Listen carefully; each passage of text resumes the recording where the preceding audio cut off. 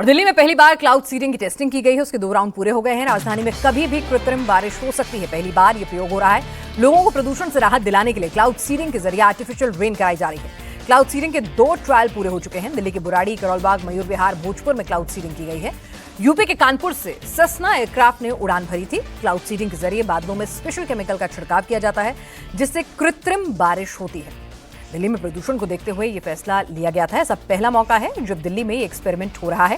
IIT Kanpur और दिल्ली सरकार के सहयोग से ये क्लाउड सीडिंग का एक्सपेरिमेंट हो रहा है। और जो इलाके सीडिंग के बाद जहां पर बारिश हो सकती है, जिसमें बुराड़ी है, मयूर विहार है और साथ ही साथ करोलबाग का इलाका है, तो इन तमाम इलाकों में बुराड़ी, यहां पर बारिश एक्सपेक्टेड है। 2 राउंड क्लाउड सीडिंग यानी कि 2 ट्रायल जो हैं वो पूरे हो चुके हैं। आज दूसरी ट्रायल क्लाउड सीडिंग की दिल्ली में की गई। ये क्लाउड सीडिंग सेस्ना एयरक्राफ्ट के माध्यम से आईआईटी कानपुर ने की।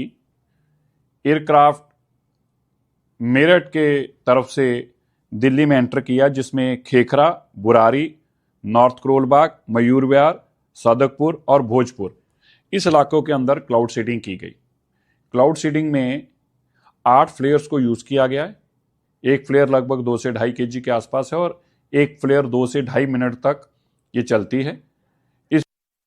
राजधानी दिल्ली में बढ़ते हुए प्रदूषण को कम करने के लिए दिल्ली सरकार की कवायद के बाद दिल्ली के 9 इलाकों में क्लाउड सीडिंग कराई गई है। यानी कि अब से कुछ घंटों बाद इन 9 इलाकों में कृत्रिम बारिश होगी, जिससे जो पॉल्यूशन का लेवल है वो कम हो जाएगा। लेकिन इस वक्त मैं मयूर विहार इलाके में हूँ। इस इलाके में भी क्लाउड सीडिंग सरकार के द्वारा कराई गई है। आईआईटी कानपुर के द्वारा क्लाउड सीडिंग के प्रोसेस को पूरा किया गया है। लेकिन इस वक्त भी जो मयूर विहार इलाके का जो पोल्यूशन का लेवल है वो 186 दर्शा रहा है, यानी कि पुअर कंडीशन में है। इसी तरीके का जो प्रदूषण का लेवल है दिल्ली के अलग अलग इलाकों में दिवाली के बाद से ही लगातार बढ़ता जा रहा है। यानी कि जैसे जैसे मौसम में नमी आ रही है, उसी लेवल से प्रदूषण भी लगातार बढ़ रहा है, जिस